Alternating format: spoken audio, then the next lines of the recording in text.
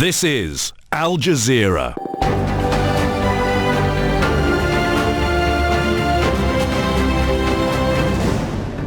Hello there, I'm Julia McDonald. This is the Al Jazeera NewsHour live from London. Coming up, Italy passes China as the country suffering the most coronavirus deaths. The toll rises in Spain amid claims of unregistered deaths in care homes. We're going to be able to make that drug available almost immediately. Trump tells Americans the malaria drug could offer therapy for the virus. And cautious optimism in China. No new local cases on the mainland for the first time since the crisis began.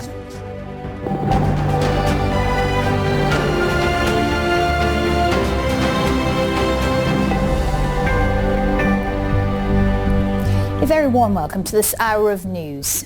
Italy has overtaken China as the country which has suffered the most deaths from the coronavirus. The Italians have recorded fewer than half the number of infections as China, but now has a bigger death toll. 427 people died in Italy in just the past 24 hours, taking Italy's total to 3,405 people. That's 156 more deaths than in China.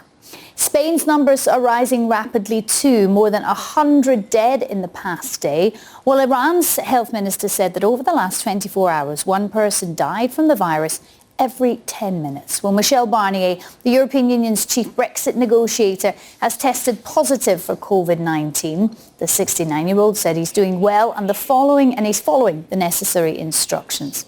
On a more positive note, China has recorded its first day with no person-to-person infections. Paul Brennan reports now on Thursday's grim news from Italy. The head of the World Health Organization has called coronavirus the enemy of humanity. In this intensive care unit in the Italian city of Bergamo, it's easy to see why. This footage, filmed by the head doctor, gives just a glimpse of the life and death struggles taking place across Italy and across the world. All 80 beds here are occupied. It's a crowded, frantic, overwhelming place. The system is on the brink. 100% di saturazione. 100% saturation. Normally out of these 80 beds, 3 or 4 recover and can leave on a particular day. And normally we are then forced to bring in 3 or 4 others. So we have a very precarious and difficult balance. Isolation is a cold, hard necessity. Family members cannot visit here. They cannot comfort or support. COVID-19 brings a solitary death. Questa è forse una delle cose più This tristi. is perhaps one of the saddest things, but we know that during epidemics, the only way to save those who are outside is to not allow contact. We try where possible to let them talk on their cell phones or video calls, but sometimes they die when they are still intubated, so the call cannot happen. We know that isolation is a very important sacrifice, but it is needed so that people outside will not get sick. Temporary field hospitals try to relieve the pressure, but the epidemic is roaring through the population here and the doctors are struggling to keep up. The widespread shortage of medical supplies is having fatal consequences for the staff. In Codogno, a doctor who was forced to work without wearing gloves has now died of the virus. In Bergamo province alone, 110 of the 600 medical staff have fallen ill. We are in full emergency with this coronavirus pandemic. Our health personnel, nurses and physicians are working round the clock, countless hours to fight this incredible situation. We do not know how long this pandemic will last. Under current measures, Italy's 60 million people are only allowed to travel for work, medical reasons or emergencies.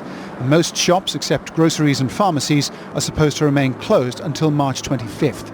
You see very little people around. We are following on TV, internet situation, but on the other hand, we try also not to be overwhelmed by information.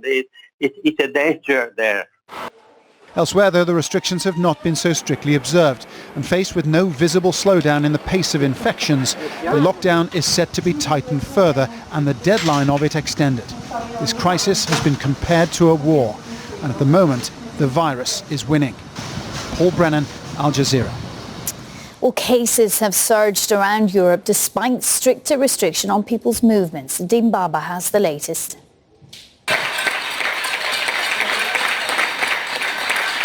A nightly tribute in Spain to health workers on the front line of the fight against COVID-19. These Madrid residents may be shut indoors, but they're well aware of what's happening at hospitals around the country. And as Spain struggles to stop the spread of the coronavirus, despite tight restrictions on people's movement, the local media is reporting a growing number of unregistered deaths in care homes. People like this woman's 87-year-old father, whom she wasn't allowed to visit for a fortnight before he died. On my father's death certificate, they put possible coronavirus, and that's why we haven't been able to look after the body. We can't do anything, just bury him, and we still don't know if we'll be able to do it tomorrow. In Italy, where more people have now died from COVID-19 than in China, the total number of cases is growing faster again. In some places like Parma, police are now carrying out coronavirus tests themselves. While in Mitterteich in southern Germany, they've been enforcing the country's first curfew. The governor of Bavaria says this could be extended statewide if people don't follow official advice. Nationally, the number of confirmed cases jumped by almost a third in one day, going past 11,000. Now the German army's getting ready to be deployed to help treat the sick and ensure vital deliveries after border closures led to long delays on the roads. In Paris, the tourist sites are deserted and the city's quiet, partly because of $150 fines for people without a strong reason to leave home. I've been working since 6 a.m. and I've seen the entire city is really empty. There's no one about. People are trying to respect the rules. It's good that it's working, except we're a bit worried because we don't know how long it's going to last. But city authorities say too many people are still showing up at some markets and safe distance guidelines aren't being respected. In London, many underground stations are closed and people are being urged to stay off public transport. But as the Prime Minister talked of turning the tide against coronavirus within 3 months, there was a warning from medical experts. Even if everybody does all the things we hope and really would ask that they do, the numbers will continue to go up over the next 2 weeks because it takes a while for there to be a lag. There's a lag until things start to improve. Meanwhile, a leading Swiss firm is warning Britain faces a massive shortage of ventilators after failing to invest enough in intensive care equipment. How damaging that turns out to be could depend on whether more people follow the social distancing guidelines. Nadeem Barber, Al Jazeera. Well, to talk more about the situation and how it's developing in Europe, I'm joined in the studio by NewsHour. And Eve, it's heartbreaking to hear that lady talk about not being able to see her dad when he died in a home. And that's just one tiny picture, isn't it, of what's happening in Italy? It is a tiny picture, and we're dealing with very large and very abstract numbers at the moment. But at the heart of every one of these numbers, whether it's somebody newly infected or indeed somebody who has died, there is a tragedy unfolding. There are entire families being affected. And it's not just a health crisis, it's an economic crisis as well. We've seen incredible pictures coming out of cities like Venice, normally awash with tourists at this time of year. Because the tourists are not there, the businesses are suffering. And country after country across the whole of Europe, and of course further afield, billions and billions of dollars are being pumped into economies to try and kickstart businesses, to try and stop them from collapsing, to stop businesses from having to lay off workers. Only earlier in the day in Spain, the Spanish government released $210 billion to support its economy. That's 20% of the country's GDP. That, just to give you a sense of how huge that is. $600 billion in Germany, $400 billion here in the UK. These are vast sums. But of course, what is most pressing right now is dealing with the virus itself, and that remains the main goal of the scientists and, of course, many leaders across the world. We heard, though, a rather optimistic tone, I think it's fair to say that, from the UK Prime Minister Boris Johnson. And he said, we can turn the tide on this virus, within 12 weeks. There's, of course, the role of any leader anywhere to try and put a brave face on the situation, and Boris Johnson is one leader who definitely uses the power of his personality to try and get people on side. He did it when he was Mayor of London. He knows this city very well, and he also knows the challenges as well. One of the main criticisms, though, levelled at the British government is that perhaps not enough has been done soon enough. For instance, Boris Johnson only talked about the priority to start testing people for the coronavirus as of next week, where if you compare that to what's been happening in France and Germany and Italy, a very different situation in there. Here in the UK and particularly in London, you're free to move around. It's only recommended that you don't go to bars and clubs and restaurants. A very different situation in Paris. 4,000 people have been fined there. People on lockdown in their houses, only allowed to leave for the absolute bare essentials. So very different approaches being taken still across Europe. Niamh Barker joining me in the studio. Niamh, thank you. And so let's take a closer look now at the situation in Italy. Marilisa Palumbo is an Italian journalist for Corriere della Sera, and she joins us now from Milan. A very warm welcome to the programme. Can you, for us, sum up how Italians are feeling right now on a day where we're seeing, of course, the death toll climb even higher?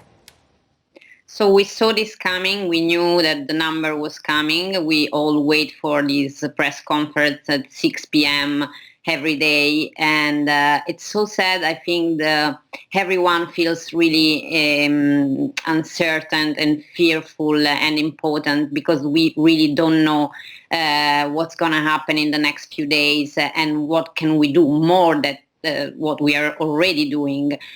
So we are in a lockdown, streets are empty, and the silence is broken by the sound of ambulances and what you said before about people losing their relatives and not being able to do a funeral to assist them till the end. People are dying alone, and we really feel like it's a war. On the other hand, we are also determined to go on and try this lockdown, hoping that it will work and we will see the numbers in the next few days. Well, now it's too early to know. On the other hand, I think that Italians are also showing a lot of resiliency, and so we are.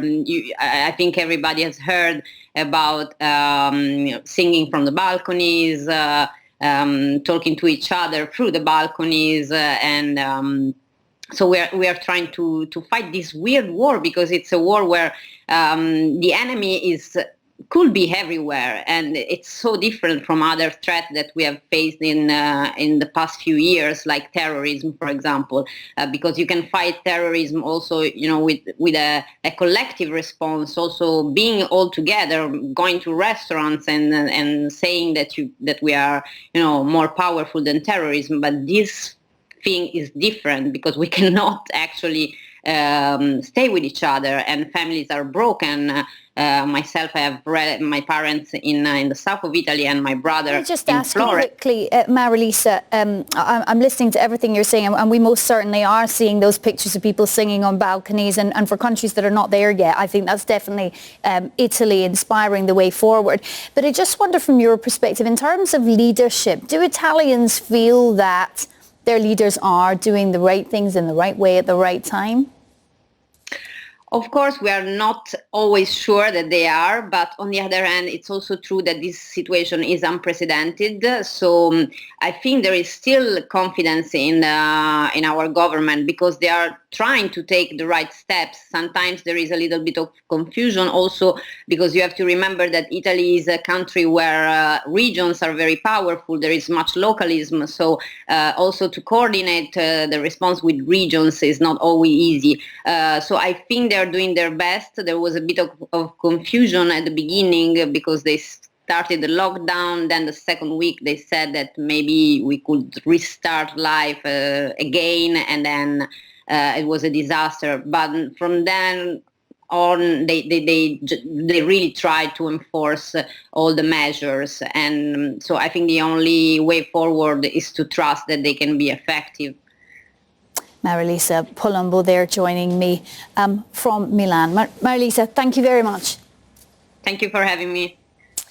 Well, US President Donald Trump says he's called on US health regulators to expedite potential therapies aimed at treating the coronavirus.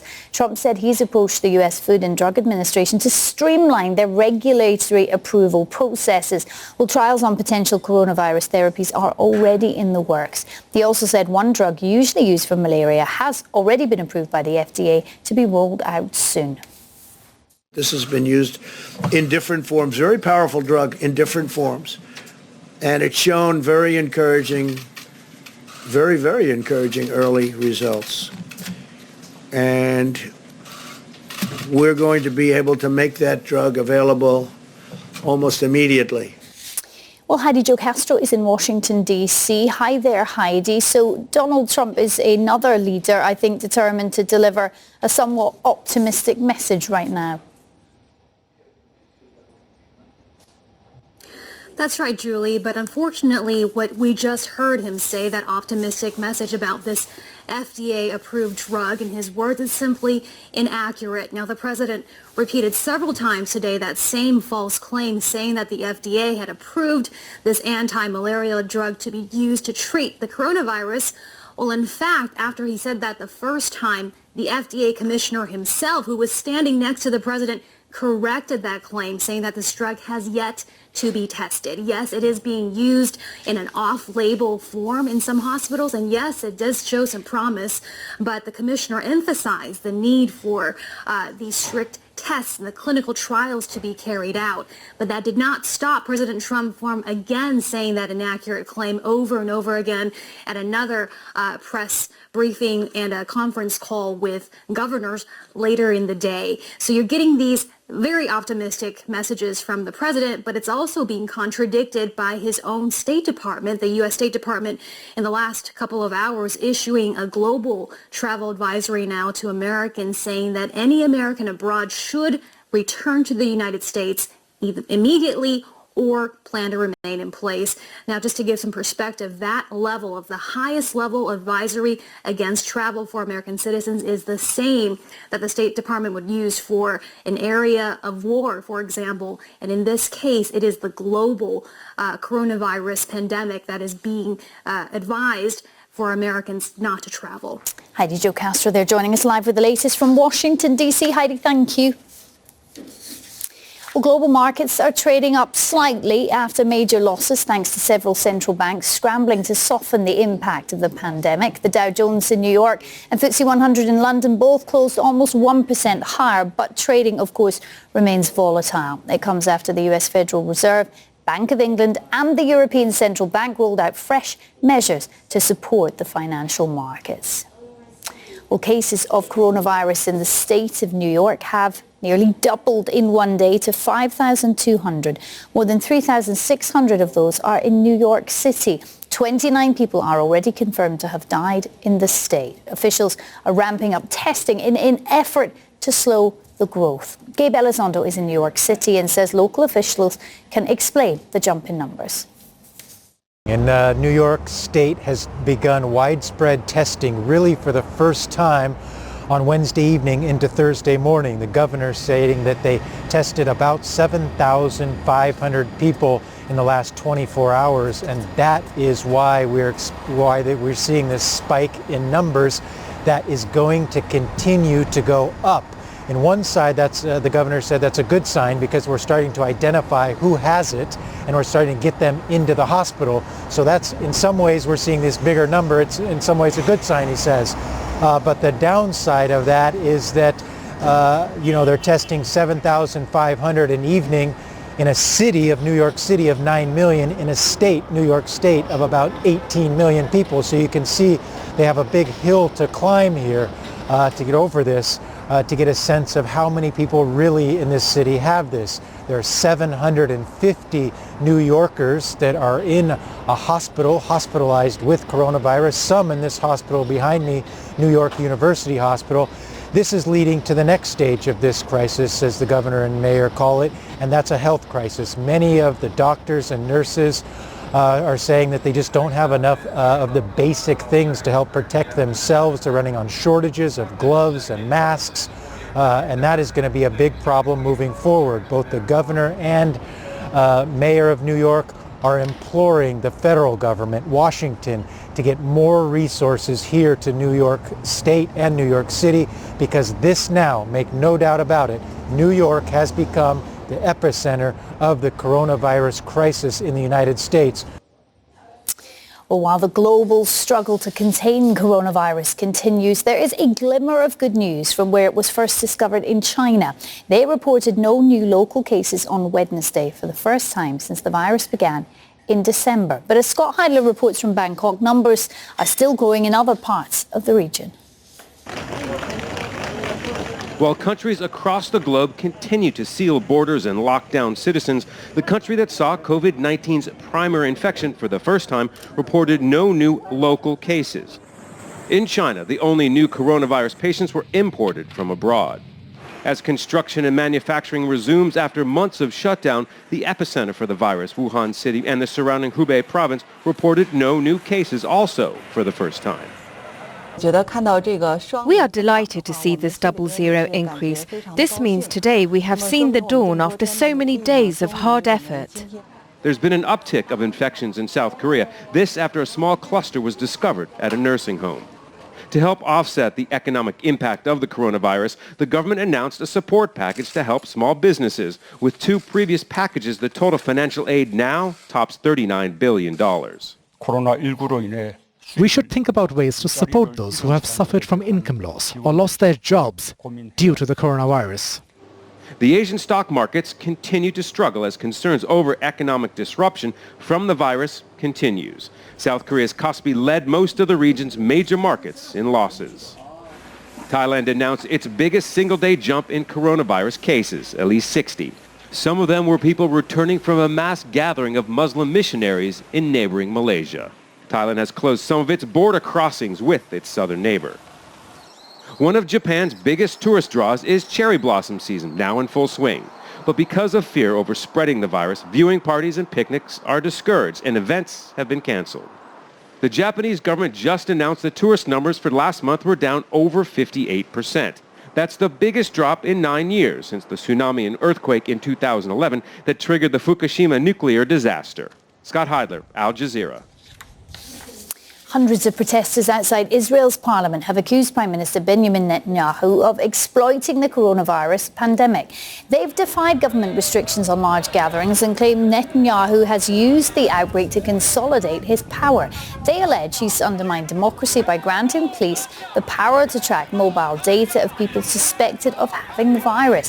He's also closed parliament and the courts. They've asked the Supreme Court to suspend mobile phone tracking. Well, in the past 24 hours, Israel has recorded a further 244 new cases of the virus. The increase brings the total number of cases there to 677, as more than 650,000 people remain under quarantine. Well, let's cross now to Harry Fawcett, who is in West Jerusalem. Hi there, Harry. So tell us more then about this increase in cases. Well, it's a substantial one. It's an increase of more than 50% in cases in less than 24 hours. And so it does suggest that Israel is on an upward curve, a fast upward curve. Part of that can be explained by the fact that testing is coming on stream in greater numbers. There are now more than 2,000 tests being done every day, and the health ministry, the government, is talking about increasing that still further in the coming days by several thousand. So there was an expectation that the number of cases would increase, but Israel also has problems in terms of the number of hospital beds per population, the kind of preparations it has in terms of medical equipment, and so on. And so there is a very intense stricture now on people to stay at home. The Prime Minister Benjamin Netanyahu, in his address this evening, said that that was no longer a request or a directive. It was now a police enforceable measure that people had to stay at home unless for absolutely essential things, or in certain circumstances to go out and walk their pets, get their children some fresh air, exercise, unorganized sporting activities. But now the country is under pretty much a police enforced lockdown. And Harry, just how much pressure is Netanyahu under right now? Well, certainly there is a great deal of criticism in the media from civil liberties groups and obviously from opposition party members to what has happened in the last few days. The Knesset, the Israeli parliament, has, as you reported, been shut down by the Knesset speaker at a time when the opposition parties were trying to replace the speaker and start putting in legislation that could prevent an indicted member of parliament, such as Netanyahu, from forming a government. There is this very strong measure In terms of digital tracking using cell phones, the Supreme Court says that there has to be parliamentary approval by Tuesday, or that has to stop. And there are still talks going on about a unity government, which seem to be making some progress. The opposition leader, Benny Gantz, moving away from his total refusal from working with Benjamin Netanyahu as Prime Minister. Harry Fawcett there joining us live from West Jerusalem. Harry, thank you. Canada's most densely populated urban area in and around Toronto has the highest concentration of coronavirus cases in the country, with the Canadian government urging social distancing and curbing non-essential treatment and services to support the publicly funded healthcare system. Many are worried that society's poorest are most vulnerable and are being put at even greater risk of disease. From the city, Daniel Lack has the story. As the pandemic spreads, a kind gesture on the eerily quiet streets of Toronto's financial district. People are avoiding offices and working from home, but the homeless are still here. So many things we take for granted if you're working, that you can take care of your everyday needs, but the vulnerable, they struggle day to day in a crisis or not in a crisis, so it becomes especially pronounced during this time.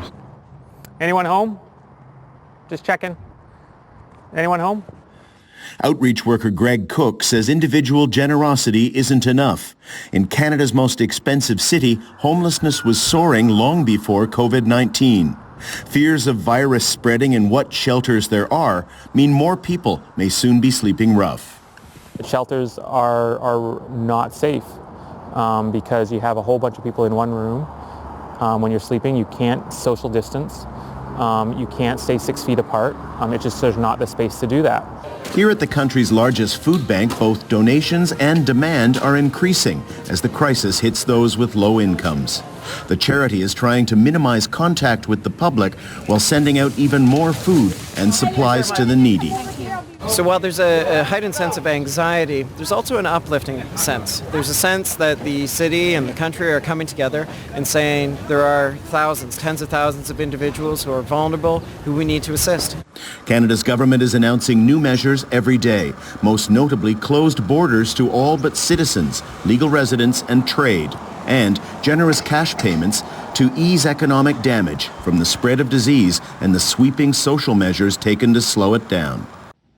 That includes near mandatory isolation for those with even the mildest of symptoms, like from a cold or the flu. And for those who traveled abroad, like me, 14 full days at home, staying inside and not meeting other people. Canada's Prime Minister is among those avoiding others. His wife has tested positive for the virus, and he's leading the country's efforts against it from inside his house.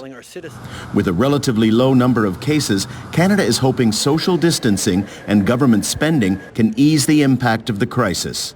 But helping those who can't help themselves, the poor, homeless, the elderly, and those with existing conditions, is a huge and growing challenge for both government and the public. Daniel Lack, Al Jazeera, Toronto. Well, there's plenty more still to come on the Al Jazeera NewsHour, including we'll go live to Mexico City, where the government's preparing for the full force of COVID-19. And Zimbabwe braces for its own outbreak with a healthcare system that's already been crippled by years of economic crisis.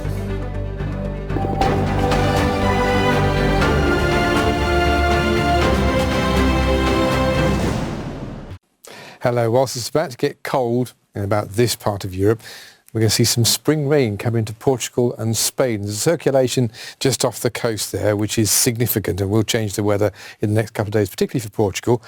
Bit of a northwesterly breeze, but the blue is rain, of course. That's coming out of the same system, which will, rather than bring helpful rain, probably drop temperatures across this part of Europe.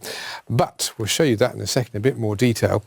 This could be significant rain, having had the snow recently. The temperature in Madrid's dropping again, and although we're not talking about snow here, we are talking about rain to ruin your day, particularly around the Mediterranean coast. Now, the cold that's slipping down. Look at Vienna's temperature of 9.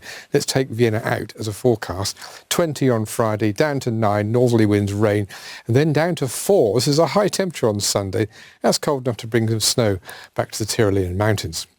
And it's that cold cold that's been generating and regenerating areas of low pressure in the eastern med for the last couple of months. Here's another one. That northerly breeze will take the temperature down in Cairo to 16 degrees, and the breeze does extend beyond that.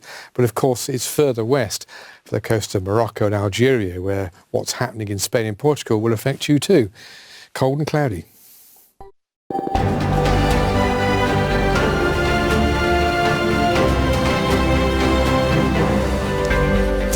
Welcome back. A reminder of our top stories currently here on Al Jazeera. Italy's become the nation most seriously hit by coronavirus, with the number of deaths surpassing those in China. US President Donald Trump says he's called on the Food and Drug Administration to streamline its processes to speed up the development of a treatment for coronavirus. Global markets are trading slightly up after major losses thanks to several central banks scrambling to soften the impact of the pandemic. Well, aid agencies are warning that refugees, of course, are increasingly vulnerable to the virus. They say they're struggling to protect people in overcrowded and ill-equipped camps, where many have already endured years of suffering. Mohammed Jamjoom reports. A population so traumatized by violence, now terrified of a virus. In northern Syria, after 10 years of war and humanitarian catastrophe, medics are doing all they can to prevent an outbreak of COVID-19. Masks are being handed out, parents are trying to protect their children, but everyone seems to know it's not nearly enough. We have very little equipment and supplies, not just right here, but in all of northern Syria. In Bangladesh, where around 750,000 Rohingya from Myanmar are in camps, youth activists are teaching refugee children about the importance of proper hygiene. Anxiety in the largest refugee settlement in the world is on the rise. Warnings from aid agencies are stark. Imagine then what it would cause in densely crowded refugee camps, community centers filled with civilians in a war zone, displaced people fleeing to informal settlements in places where there is little or no water, no washing facilities, little hygiene, and no healthcare. In Greece, Doctors Without Borders has urged the government to evacuate refugees from overcrowded camps they say provide the perfect storm for a COVID-19 outbreak.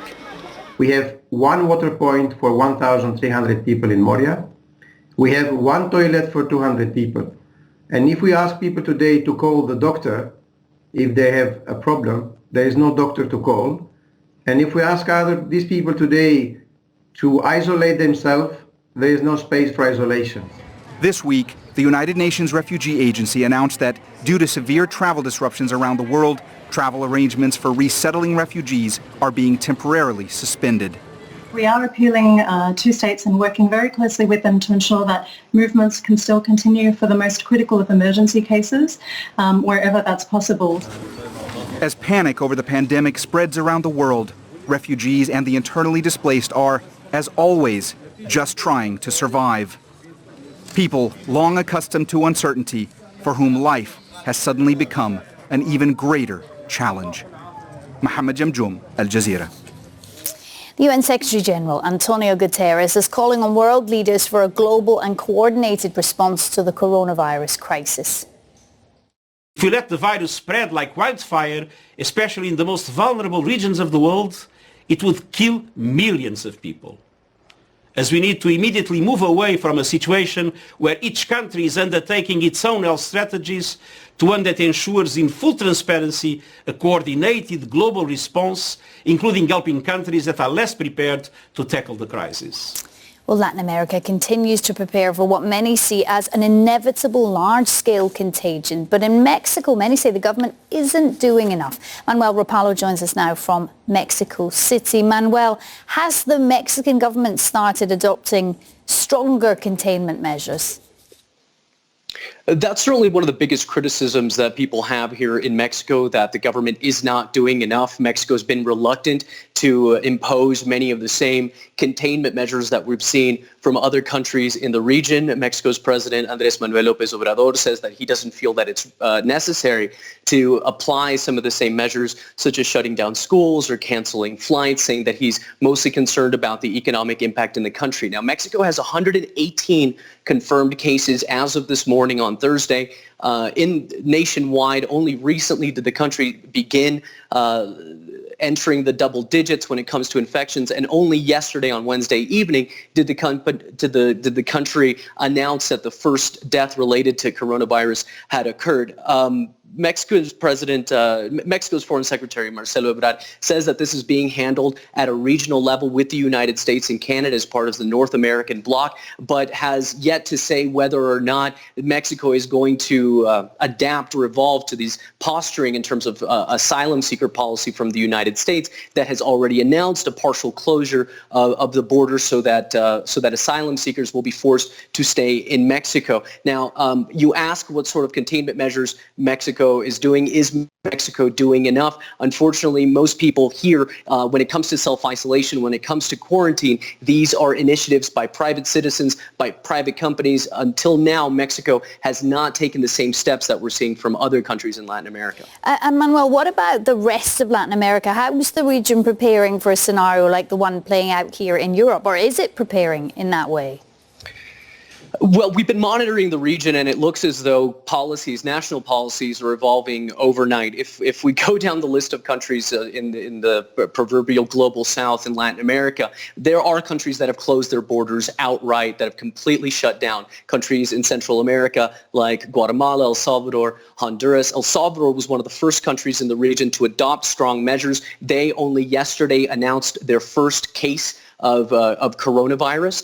In Honduras, there's a national curfew that's been imposed that is being enforced in several cities in the country. One of the biggest concerns at the moment right now is what's happening in Venezuela. A 7-year economic crisis there has pushed Venezuela's health services to a critical point. We've heard from doctors in Caracas, in the country's capital, saying that there are places where doctors won't even go because they are themselves afraid of contracting the virus, worried that they don't have the necessary supply. So is Latin America as a region prepared?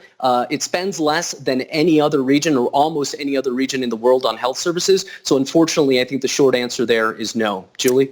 Manuel Rapallo there, live from Mexico City. Manuel, thank you.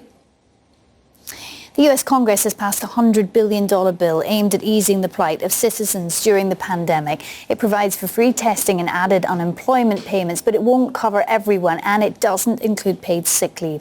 Many thousands will have to choose between work or staying home to care for a loved one. Mike Hanna reports from Washington, D.C. With restaurants throughout the country closed, the role of the fast food chains is critical. Most are closed to sit-down diners, but their grab-and-go operations provide an essential source of daily nutrition. It's estimated that more than 790,000 workers at the biggest fast food chains do not have access to sick pay. We have a daughter, we have dogs, she has a lot of medical bills, and I don't know how we're going to get through this. We need help here. Seattle's in a crisis, restaurant workers are in a crisis.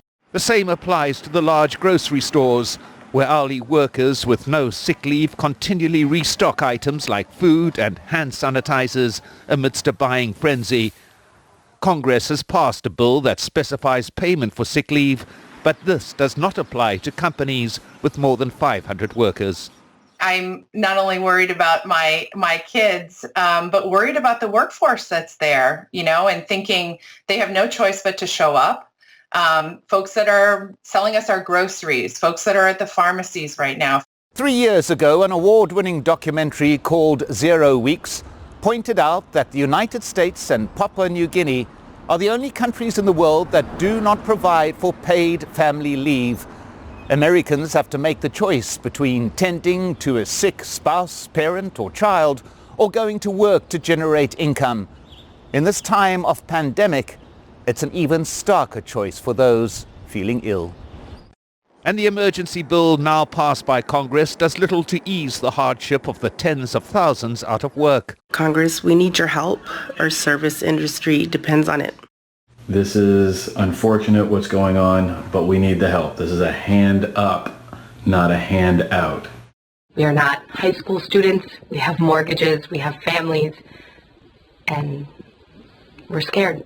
The fact that even in this emergency, Congress cannot agree on the need for universal paid sick leave emphasizes how deeply embedded its absence is in the U.S. corporate structure. I think the corporate establishment has long fought off what are otherwise incredibly sensible policies. We're feeling the brunt of that right now. Last week, President Trump paraded corporate leaders who he said had joined the White House in combating the virus. The irony is that it's their long-term policy that threatens to contribute to its spread. Mike Hanna, Al Jazeera, Washington.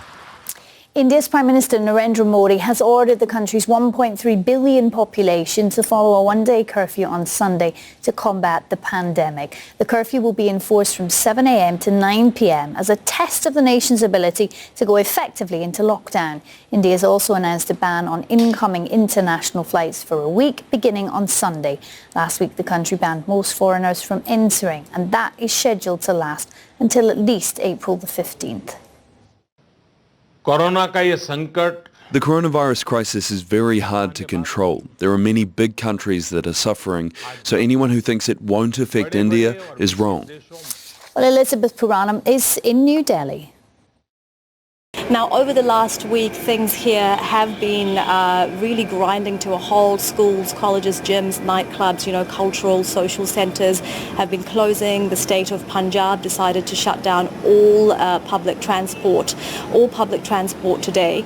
And one more thing that the Prime Minister really stressed, which the Health Ministry also mentioned earlier in the day, and that's also something that people are going to find very difficult here in India, the massive challenge of social distancing. There are, as the Prime Minister keeps mentioning, 1.3 billion people in India. So many of them, 80%, work in what's called the informal, the unorganized sector. A lot of people work, out on the streets. We spoke to street vendors who told us that if they didn't leave their homes, well, their families would die of hunger. So that's just not an option for them. So how is this government going to contain the spread? It's doing everything it can to stop more cases from coming into the country.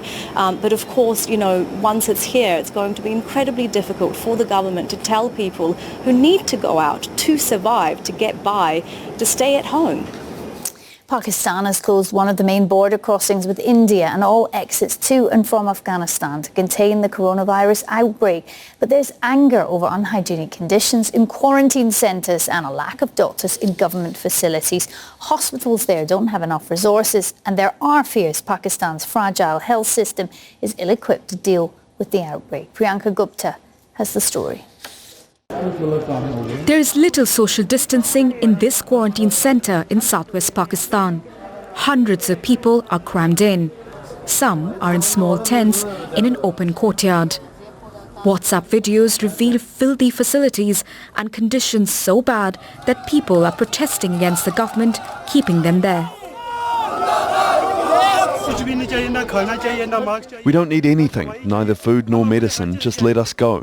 We have money with us and we can pay our travel expenses. The quarantine centre is in Balochistan province near the Iranian border, where nearly 70% of the population live in poverty, and many don't have access to basic healthcare. Government leaders say they are doing their best despite the limitations. We are here to provide all the facilities. Obviously, there are resource constraints. This is a border town with few difficulties in facilities but we are trying our level best. There are more than 300 cases of the new coronavirus in Pakistan. Schools and universities have been closed and mass gatherings are banned. Religious shrines are shut. Local businesses are suffering, but supermarkets and groceries are busy with the rush to stock up on food and other essentials if things get worse. Main markets in Karachi and Hyderabad have already been closed due to coronavirus. We've heard that its quarantine period is 2 to 3 weeks, so we're buying extra rations. If there's a major outbreak in Islamabad, at least we could have some rations at home. Pakistan's Prime Minister says his country cannot afford lockdowns like Western nations. When our cases reached 20, we thought of shutting down our cities. That was a suggestion. But I want to tell you all that the situation in Pakistan is not the same as in Europe or the US. We then thought that if we shut down the cities where people are already facing difficult circumstances, we will save them from the virus, but then they will die from hunger. As cases in densely populated South Asian countries such as Pakistan and India continue to rise, so do concerns about whether hospitals and health centers can cope with the outbreak if it gets worse. Priyanka Gupta, Al Jazeera. Zimbabwe is yet to confirm any coronavirus infections, but the president's declared a national disaster and launched a response plan. All public gatherings of more than 100 people are prohibited as a precaution, and Independence Day celebrations next month are cancelled. Harry Mutasa has more now from Harare. Social distancing in many parts of Zimbabwe isn't easy. Victor Chakanyuka, like most Zimbabweans, has a casual job. But selling on the street, he's afraid of catching coronavirus. Public wash basins are being placed around the city, but cuts in the council's water supply means the taps run dry for hours, sometimes days. Our country can't manage to cope with this pandemic disease. Maybe external countries might come and help.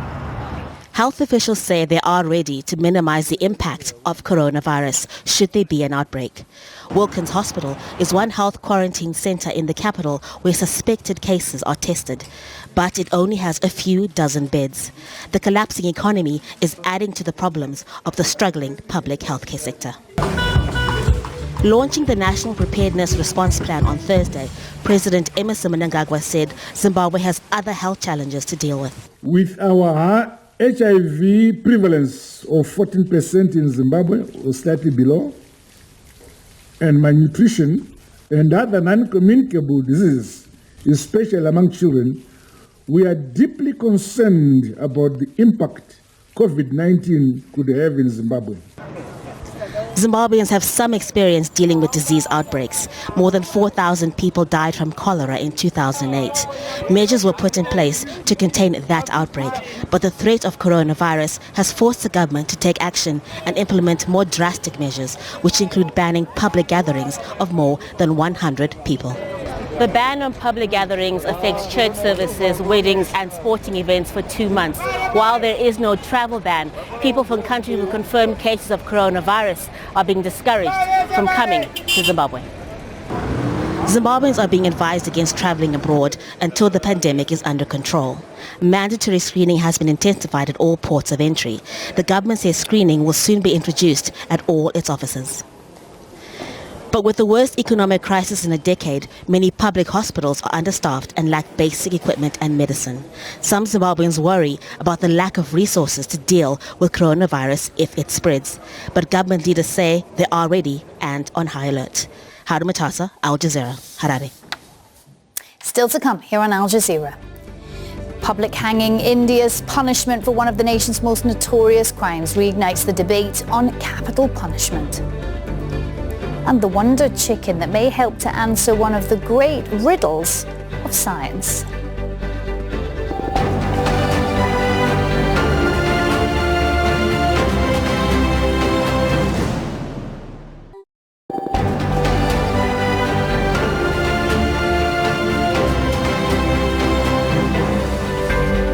Welcome back.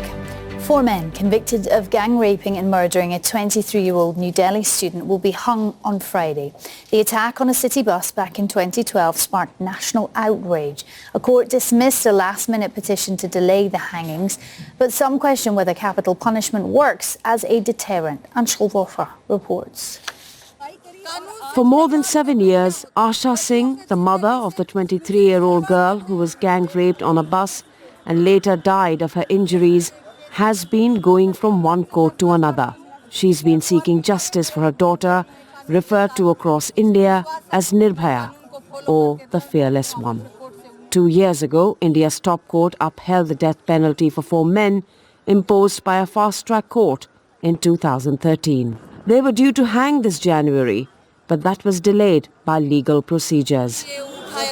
The mother of one of the men recently asked Asha Singh to show mercy, which she refused. It doesn't matter to me if anyone says sorry or cries, because for 7 years I've been crying tears of blood. I've lost a daughter. The Supreme Court has dismissed review petitions filed by the convicts and upheld the death penalty. But the sentence has reignited a debate in India. Can capital punishment reduce rape? Nirbhaya's father says yes. If these convicts are hung, if a few more are hung, then others would be scared of committing rape. Massive protests broke out in India's capital after Nirbhaya's death. In response, the Indian government introduced a tougher sentencing policy, including the death penalty for rape and murder and for raping a minor under 12. One Indian politician says rapists should be lynched. Another suggests castration as punishment. But while many members of parliament, including women, back capital punishment, legal experts are divided over whether that is a deterrent. Some argue the real problems are a slow justice system in a patriarchal society. If you look at the difference between... Lawyer Karuna Nandi points to recent National Crime Bureau figures. A low conviction rate for the rape of about 27%, but a 30% increase in the number of victims killed after rape from 2017 to 2018 to destroy evidence. If the penalty for, rape, for certain kinds of rape, and the penalty for death is death, what's the incentive to not kill? Back at court, Asha Singh says the death sentence on the 4 men who gang raped her daughter will bring her justice and work as a deterrent. Anshul Vora, Al Jazeera, New Delhi. The United States has sanctioned 5 United Arab Emirates-based companies, alleging they collectively bought hundreds of thousands of metric tons of Iranian petrol in 2019. The U.S. Treasury says the money from the oil purchases has been used in Iran to support what it calls malign activities in the Middle East. Al Jazeera's correspondent Patty Culhane has more now from Washington. This is just the latest move. Just on Tuesday, the State Department announced sanctions against 9 different companies in Hong Kong, China, South Africa. So what does this actually mean? Well, if you are these 5 companies, if you have assets in the United States, those would be frozen. U.S. businesses and people are not allowed to do business with these 5 entities. And probably the more biting sanctions is they get cut off from the U.S. financial sector. So any bank, foreign bank, and the Treasury Department is sending this warning, any foreign bank that actually works with banks that do business with these 5 companies, they could face additional sanctions. So really the big bottom line here is the United States is going around the globe to allies, to enemies, sanctioning companies, sending the message that even though Iran has been so hard hit by the coronavirus, that the U.S. has no intentions of letting go. The British government has apologised for its treatment of Britons of Caribbean origin who were wrongly detained or deported for being illegal immigrants. The Home Office was found to have demonstrated institutional ignorance and thoughtlessness towards the issue of race and the history of the Windrush generation. The scandal broke in 2018. Home Secretary Priti Patel said she was, quote, shocked by the terrible injustices involved. Now, what dinosaur experts call the wonder chicken may help answer one of the great riddles of science. The fossil, which is almost 67 million years old, could explain why birds survived the asteroid impact that killed most of life on Earth. Andrew Chappell explains. Of all the animals to survive an asteroid strike, this may not be your first guess. But scientists say the common ancestor of modern-day chickens and ducks did exactly that. A fossil may explain how. So in this area back here is where the eye would have been, this is where the nostril was, and this is the tip of the beak. The oldest bird skull ever found was in a Belgian quarry 20 years ago, its historic value now revealed thanks to X-ray scanning technology. A remarkably preserved skull nearly 67 million years old, a few 100,000 years before the asteroid impact, which wiped out the dinosaurs and much else. An international team of paleontologists have published their findings, which proves, they say, that birds existed in the northern hemisphere alongside the dinosaurs. A new fossil, which we like to call the wonder chicken, provides us with unprecedented insight into how modern birds survived that extinction event that wiped out the non-avian dinosaurs. We've thought for a while that the earliest stages of modern bird evolutionary history took place right towards the end of the age of dinosaurs, but we haven't had much direct fossil evidence of modern birds from this point in Earth history. New evidence shows the wonder chicken lived close to the ground, which may have been its saving grace, along with the fact that it was tiny, this one weighing only around 400 grams. There are still more questions to answer, of course. More specimens need to be discovered and studied to find out how this creature was able to survive the impact and evolve when 3/4 of life on Earth could not. Andrew Chappelle, Al Jazeera. Well, that's it from me from this news. I'll be back in just a moment with much more of the day's news. Bye-bye.